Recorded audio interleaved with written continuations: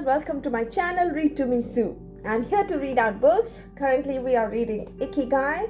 We are in chapter 7, the IkiGai Diet. So we'll learn a little bit about the diet the IkiGai people do, the IkiGai Diet.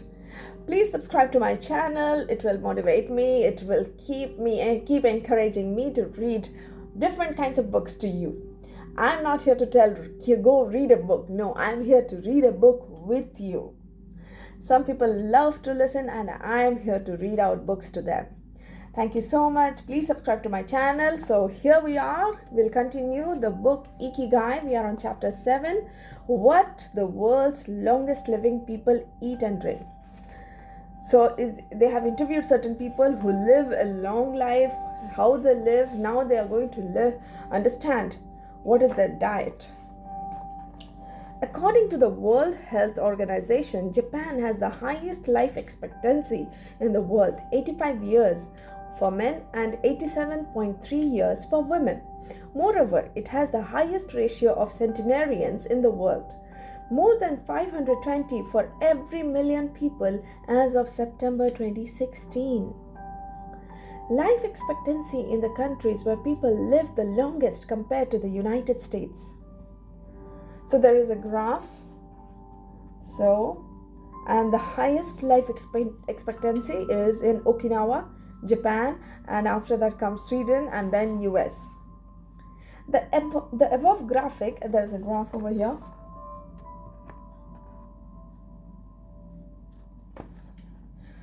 The above graphic, which compares life expectancy in Japan, its province, Okinawa, Sweden, and the United States, shows that while life expectancy in Japan is high overall, Okinawa exceeds the national average.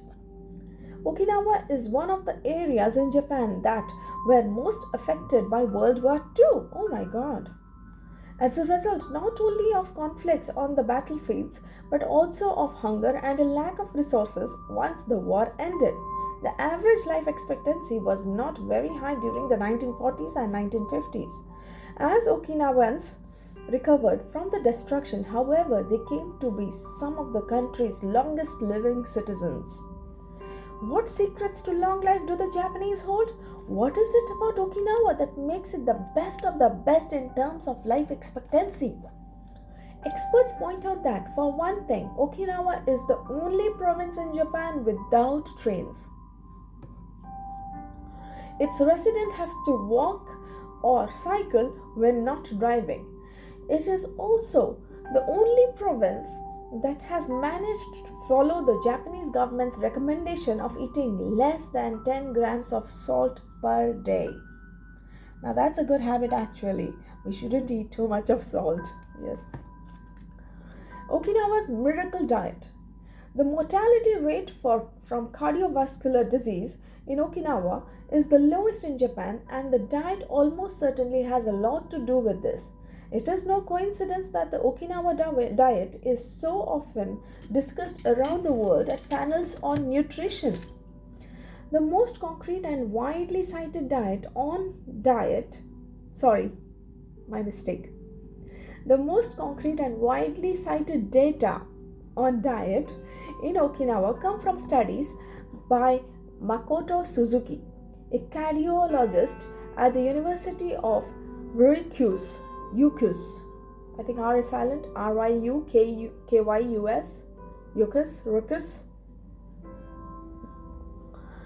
Who has published more than 700 scientific articles on nutrition and aging in Okinawa since 1970. Bradley J. Wilcox and D. Craig Wilcox joined Makoto Suzuki's research team and published a book considered the Bible on the subject, the Okinawa Program. They reached the following conclusions. Locals eat a wide variety of foods, especially vegetables. Variety seems to be key. A study of Okinawa's centenarians show that they ate 206 different foods, including spices, on a regular basis. They ate an average of 18 different foods each day, a striking contrast to the nutritional poverty of our fast food culture. They eat at least 5 servings of fruits and vegetables every day. 5 servings. At least 7 types of fruits and vegetables are consumed by Okinawans on a daily basis. The easiest way to check if there is enough variety on your table is to make sure you're eating the rainbow. Oh, that's fantastic! A table featuring red peppers, carrots, spinach, cauliflower, and eggplant, for example, offers great color and variety. Vegetables, potatoes, legumes, and soy products such as tofu are the staples of an Okinawan's diet. More than 30% of their daily calories comes from vegetables. Oh, I am a very foodie person, and when I read about food, it just tempts me to eat more. Grains are the foundation of their diet. Japanese people eat white rice every day, sometimes adding noodles. Rice is the primary food in Okinawa as well. They rarely eat sugar, and if they do, it's cane sugar. We drove through several sugarcane fields every morning on our way to Ogimi and even drank a glass of cane juice at Nakijin Castle. Beside the stall selling the juice was a sign describing the anti-carcinogenic benefits of sugarcane. In addition to these basic dietary principles, Okinawans eat fish an average of 3 times per week. Unlike in other parts of Japan, the most frequently consumed meat is pork, though locals eat it only once or twice per week. Along these lines, Makoto Suzuki's studies indicate the following. Okinawans consume in general 1/3 as much sugar as the rest of Japan's population, which means that sweets and chocolates are much less a part of their diet. They also eat practically half as much salt as the rest of Japan, 7 grams per day compared to an average of 12. They consume fewer calories, an average of 1785 per day compared to 2068 in the rest of Japan. In fact, low caloric intake is common among the 5 blue zones. Very nice. Hara Hachibu.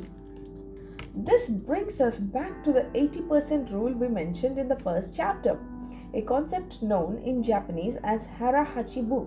It's easy to do.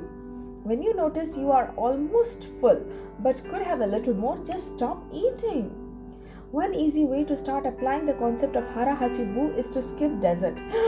I can't. Every time I finish my lunch, I just feel like having something sweet. No wonder I'm so plumpy. Or to reduce portion size. The idea is to still be a little bit hungry when you finish. This is why portion size tends to be much smaller in Japan than in the West. Food isn't served as appetizers, main courses, and dessert. Instead, it's much more common to see everything presented at once on one small plate. One with rice, another with vegetables, a bowl of miso soup, and something to snack on. Serving food on many small plates makes it easier to avoid eating too much and facilitates the varied diet discussed at the beginning of this chapter. Hara Hachibu is an ancient practice. The 12th century book on Zen Buddhism, Zazen Yuzunki, recommends eating 2/3 as much as you might want to. Eating less than one might want is common among all Buddhist temples in the East. Perhaps Buddhism recognized the benefits of limiting caloric intake more than 9 centuries ago. So eat less to live longer. Few would challenge this idea. Without taking it to the extreme of malnutrition, of course, eating fewer calories than our bodies ask for seems to increase longevity. The key to staying healthy while consuming fewer calories is eating foods with a high nutritional value, especially superfoods, and avoiding those that add to our overall caloric intake but offer little to no nutritional value. The calorie restriction we have been discussing is one of the most effective ways to add years to your life. If the body regularly consumes enough or too many calories, it gets lethargic and starts to wear down, expending significant energy on digestion alone. Another benefit of calorie restriction is that it reduces levels of IGF-1, insulin-like growth factor, in the body. Okay, this is a bit of a scary part for me. It just scares me, the insulin part. Okay. Another benefit of calorie restriction is that it reduces levels of IGF, insulin-like growth factor 1, in the body. IGF-1 is a protein that plays a significant role in the aging process. It seems that one of the reasons humans and animals age is an excess of this protein in their blood. Whether calorie restriction will extend lifespan in humans is not yet known, but data increasingly indicate that moderate calorie restriction with adequate nutrition has a powerful protective effect against obesity, type 2 diabetes, inflammation, hypertension, and cardiovascular disease, and reduces metabolic risk factors associated with cancer. An alternative to following the 80% rule on a daily basis is to fast for 1 or 2 days each week.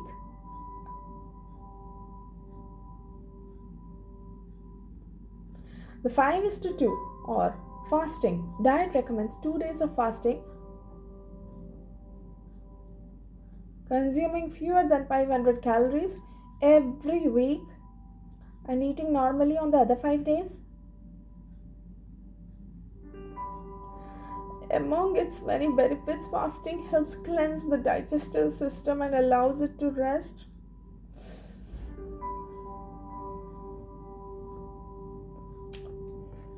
"15 natural antioxidants found in the Okinawan diet. Antioxidants are molecules that slow the oxidation process in cells, neutralizing the few radicals that cause damage and accelerate aging. The antioxidant power of green tea, for example, is well known and will be discussed later at greater length. Because they are rich in antioxidants and are eaten nearly every day in the region, these 15 foods are considered keys to Okinawan vitality. Tofu, miso, tuna, carrots, goya, that is bitter melon, kombu, sea kelp, cabbage, nori is seaweed, onion, soy sprouts, hechima, cucumber-like gourd, soybeans, boiled or raw, sweet potato, peppers, sanpincha, jasmine tea. Sanpincha, the reigning infusion in Okinawa. We'll continue this in the next video. Keep listening and keep subscribing to my channel, please. Thank you so much. Here I am. You can call me, "Hey, read to me, Sue."